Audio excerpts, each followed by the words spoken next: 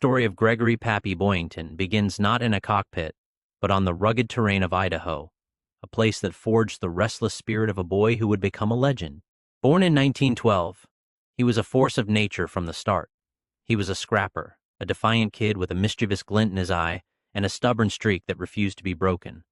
His early years were a series of minor rebellions against authority, a preamble to a life spent defying expectations.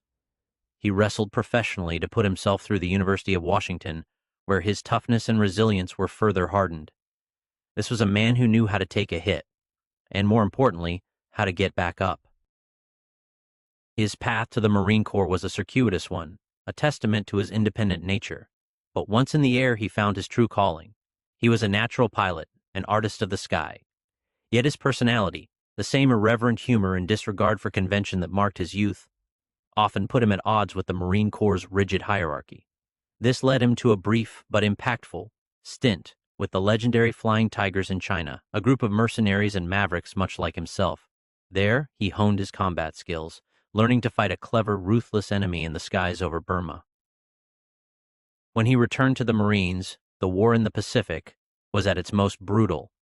The call went out for a leader to command a squadron of pilots who were, by many accounts, a mix of cast-offs and greenhorns. They were orphans, without a squadron to call their own, and they needed a man to make them into a fighting force. They got Pappy. He was a father figure to them, hence the nickname, and he demanded nothing less than their best. He was a leader who led from the front, a man who wouldn't ask his men to do anything he wouldn't do himself. The pilots of Marine Fighting Squadron 214, the Black Sheep, were a reflection of their commander, a collection of tough, individualistic, and fiercely loyal men. Tell about the guys that were in your squadron. What kind of fellows were they? Well, they were full of adrenaline, and they didn't like rules and regulations, and it just was a pleasure to work with them. I knew how to handle them. I was probably the only one out there that could. How'd you handle them? Well, you had to break a few beaks once in a while and kept me in shape. Pappy's leadership was a unique blend of stern discipline and unwavering loyalty. He would push his men relentlessly in training, but in combat, he was their rock, their shield. As Lieutenant Colonel John Bolt, a fellow ace, once said, he was a great leader because he had a great personality. He could get the most out of a person without them knowing it. He was a master of psychology. Pappy's humor, a dry and often dark wit, was a vital tool in the crucible of combat. After a particularly difficult mission, with a Japanese Zero still clinging to his tail, one of his pilots radioed him in a panic. Pappy calmly replied, "Don't worry, son. Just think of it as a parade, and you're the main float." It was this kind of gallows humor that kept the Black Sheep's spirits high and their courage from faltering. His grit was a thing of legend. He would take on a swarm of enemy fighters alone, a testament to his sheer audacity.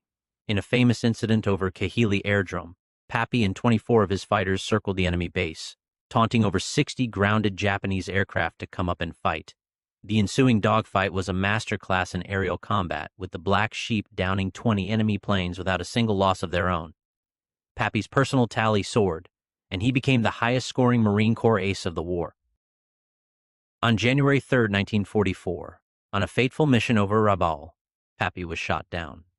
His last radio transmission was a calm, almost casual report of the situation before his plane went down in flames. His men, watching their leader disappear into the clouds, believed he had perished. The news spread quickly, and Pappy was presumed dead. For over a year and a half, he was listed as missing in action. During this time, in March of 1944, President Franklin D. Roosevelt posthumously awarded him the Medal of Honor for his extraordinary heroism and leadership. The medal was a testament to his legacy, a recognition of a man who had already given his life in the service of his country. But Pappy, ever the survivor, had cheated death. He was captured by a Japanese submarine and spent the remainder of the war in a brutal prisoner of war camp. He endured starvation, torture, and unimaginable hardship. He refused to be broken, maintaining his defiant spirit and a sliver of his humor, which he used to keep his fellow prisoners' spirits up. When the war ended, Pappy was a gaunt, sickly shadow of his former self, but he was alive. His return to the United States was a national spectacle. On October 5, 1945, at a White House ceremony, President Harry S. Truman bestowed upon him the Medal of Honor, which had been waiting for its rightful owner. In a rare display, Boyington was not the only hero to be recognized that day. Among others, standing beside him was fellow Marine, Lieutenant Robert E. Gaylor, another World War II flying ace and a former instructor of Boyington's from his time at the University of Washington. Gaylor, who had received the Medal of Honor for his actions at Guadalcanal, was also in attendance, a poignant symbol of the interconnectedness of their service and the shared sacrifice of the Pacific War. The two men, a pair of Marine legends, were an embodiment of the courage and determination that defined a generation. I really hope you all enjoyed this video.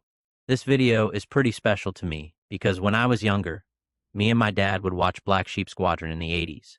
I always remember all the stories my dad told me about Pappy and the Black Sheep Squadron and how they were misfits, but they got the job done, and that Pappy was the greatest Marine Corps pilot he knew of.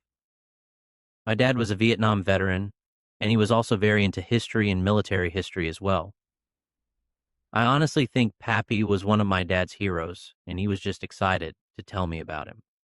Please like and subscribe, and you can find me on Facebook to see other things I am up to and get updates on the channel.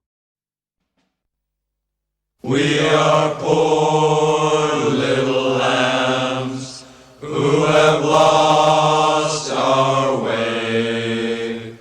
Ba, ba,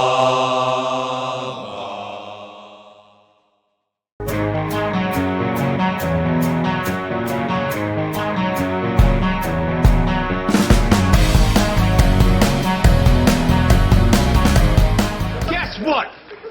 I got a fever. And the only prescription is more cowbell.